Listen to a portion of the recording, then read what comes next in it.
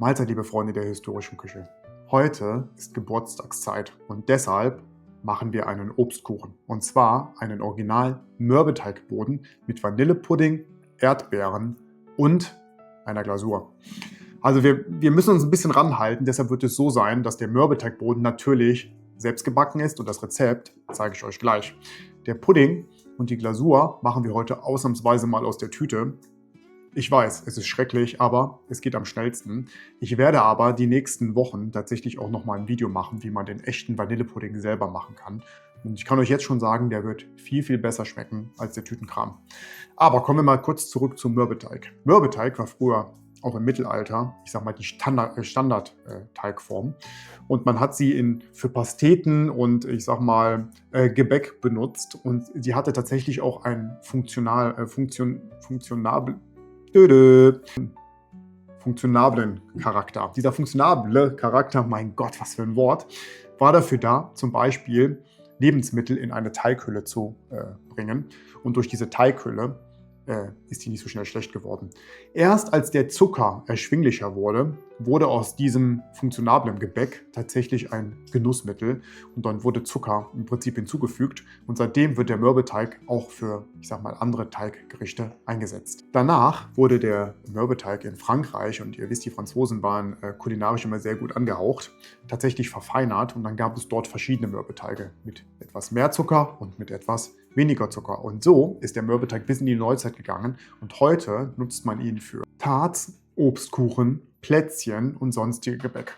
Und wir gehen jetzt in die Küche und machen den Obstkuchen mit dem echten Mürbeteigboden von damals und Vanillepudding mit Erdbeeren und einer Glasur nach. Kommt mit, los geht's.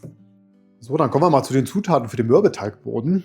Ihr braucht Mehl, und zwar sind das ungefähr so 300 Gramm.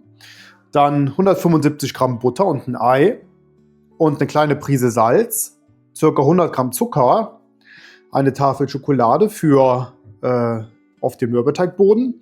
Und dann habe ich euch ja gesagt, wir werden heute mal die Quick and Dirty Version machen. Also Vanillepudding mit etwas Vanillezucker und normaler Zucker. Und die Anleitung steht hier hinten drauf. Dann braucht ihr für den Guss Zucker und natürlich ein Päckchen. Und auch da werden wir mal die nächsten Wochen einfach mal einen Tortenguss selbst machen. Das ist nämlich gar nicht so schwer. Und ihr braucht natürlich Erdbeeren und ich werde ein paar Heidelbeeren reinmachen. Und das war's auch schon. Los geht's. So, als erstes müssen wir natürlich den Mürbeteig machen. Der muss nämlich in den Backofen und noch gebacken werden. Und dazu kommt hier noch das Salz hinzu. Dann kommt hier noch der Zucker hinzu. Die Butter muss übrigens kalt sein, wenn es geht. Und wir werden noch ein Ei hinzugeben. Ich hoffe nicht, dass es zu groß ist. Guckt euch mal dieses Ei an. Wir werden sehen, wie die Konsistenz ist. Sonst müssen wir den noch ein bisschen strecken. Genau. Und dann kneten wir den jetzt zu einem schönen Teig. Ich habe schon überlegt, ob ich den Anfang mit den Knethaken mache. Ich habe mich aber dagegen entschieden. Also ich werde den einfach so versuchen zu kneten. Und ich spule euch das vor, weil das dauert jetzt natürlich ein paar Minuten, bis der so ist, dass man den in den Kühlschrank legen kann. Denn der muss nochmal richtig kalt werden, wo wir den ausrollen und in die Backform tun. Und daher kommt er nochmal für ein paar Stunden in den Kühlschrank. Und danach machen wir weiter.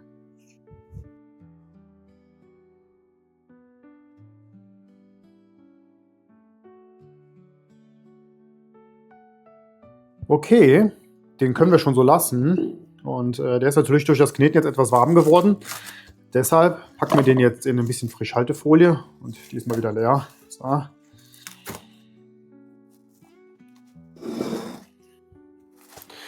Und so wandert der jetzt in den Kühlschrank und da bleibt der jetzt ein paar Stunden, bis wir ihn weiterverarbeiten. Ne? Fertig.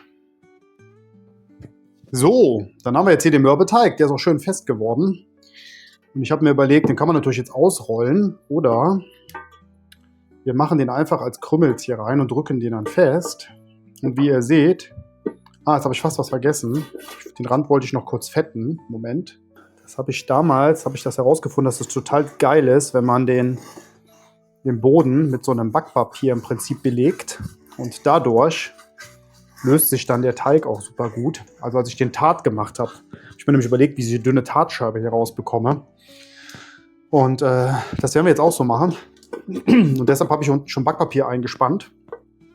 Und wenn wir den Teig hier drauf dünn drücken, dann können wir den nachher, weil das Backpapier ja beschichtet ist, können wir den nachher super lösen. Und ihr seht, leider ist die Form ein bisschen klein, aber die letzte, die ich hatte, die ist leider, da ist diese Anti-Haftbeschichtung drauf kaputt gegangen und auch dieser Schließmechanismus, der funktioniert nicht mehr so gut. Und da habe ich mir einfach eine neue bestellt und leider habe ich nicht gesehen, dass die ein bisschen zu klein ist. Aber alles halb so wild, auch das kriegen wir irgendwie hin. Da wird der Kuchen halt nicht ganz so groß. Ne? Müssen wir mal gucken, ob wir den ganzen Mürbeteig jetzt hier, der hier noch übrig ist, noch verbrauchen oder ob das vielleicht schon ausreichend ist.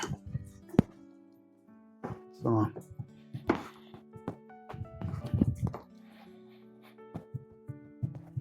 So, dann gucken wir mal, dass wir den hier schön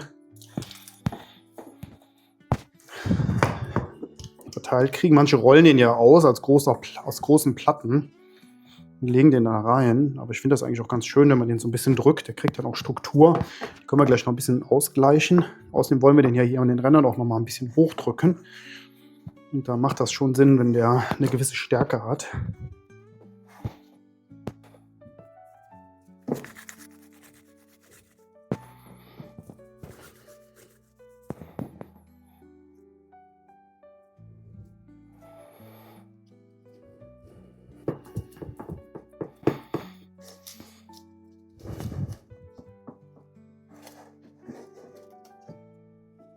Dann kann man den hier oben noch mal ein bisschen runterdrücken. Und dann geht der nochmal, ja, ich würde mal sagen, eine Viertelstunde in den Kühlschrank. Und danach ab in den Backofen. Und jetzt gehen wir hin und stechen nochmal ganz vorsichtig hier so mit der Gabel so ein paar kleine Löcher rein. So ein bisschen. Genau. So, das war's schon. Ab in den Backofen, beziehungsweise ab in den Kühlschrank. Vielleicht nur ganz kurz, die Schokolade, die schmelze ich jetzt in der Mikrowelle. Ich mache die auf Defrost im Prinzip und lasse die einfach ganz langsam warm werden, bis die geschmolzen ist. Da spare ich mir ein bisschen das Wasserbad, das funktioniert eigentlich immer ganz gut. Und den Pudding, Leute, den mache ich einfach nach Anleitung. Da nehme ich euch jetzt nicht nochmal extra mit, da steht ganz genau drauf, wie es gemacht wird.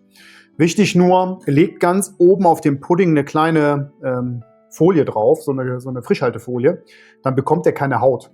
Wenn ihr das ohne macht, dann bildet sich oben eine Haut. Wer es mag, kann ihn natürlich entweder runter essen und dann den Pudding verbinden oder einfach sie mit in den Kuchen machen.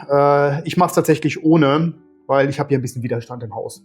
Also ich mache eine Folie drauf. Genau. Und das gleiche gilt auch für den Tortenguss. Das werde ich gleich nicht nochmal separat zeigen. Das ist relativ einfach. Da steht ganz genau drauf, wie es zu tun ist. Das ist kein Hexenwerk.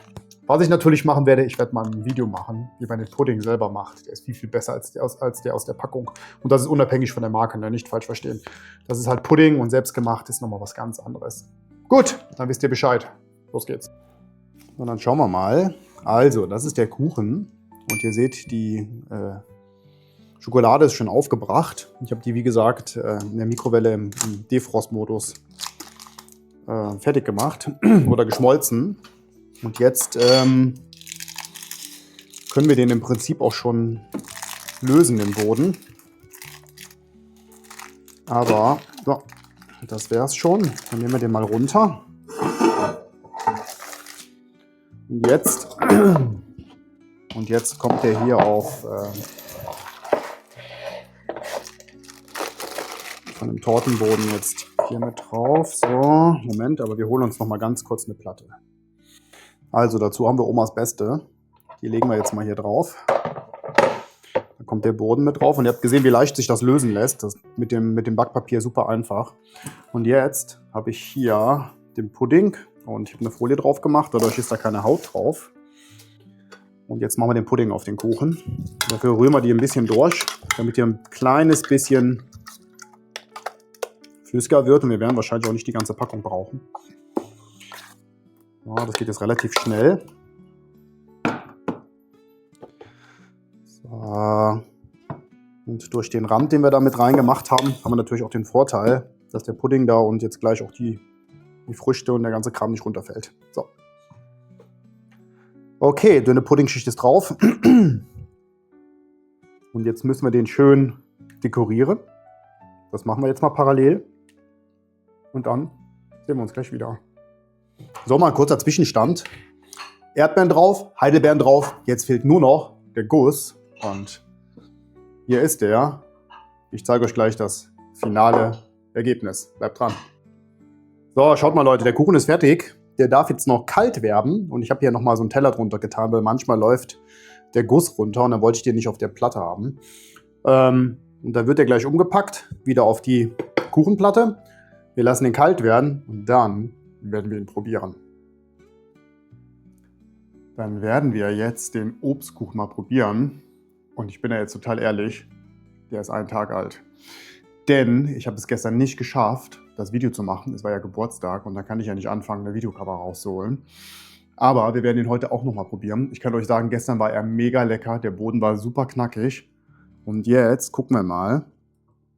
Und ihr hört es hoffentlich schon. Durch die Schokolade ist der Mürbeteigboden wirklich wie original geblieben. Normalerweise ist das so, wenn du Pudding drauf machst auf den Boden, dann weicht der extrem schnell durch.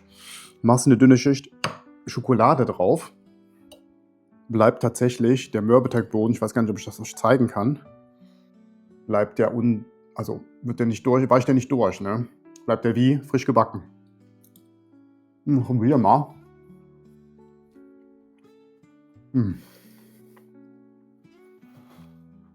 Ist mega lecker. Klare Empfehlung. Also, macht das so, macht den Mürbeteigboden, macht eine dünne Schokoladenschicht drauf, bisschen Pudding, Früchte drauf, Glasur drauf. Fertig. Mehr brauchst du nicht. Alles klar. Ich danke für das Video und meinen Zuschauern fürs Zuschauen. Achso, vielleicht noch ein Punkt. 70% meiner Zuschauer haben den Kanal noch nicht abonniert. Drückt da mal ganz schnell drauf. Alles klar, wir sehen uns. Bis nächste Woche. Bye.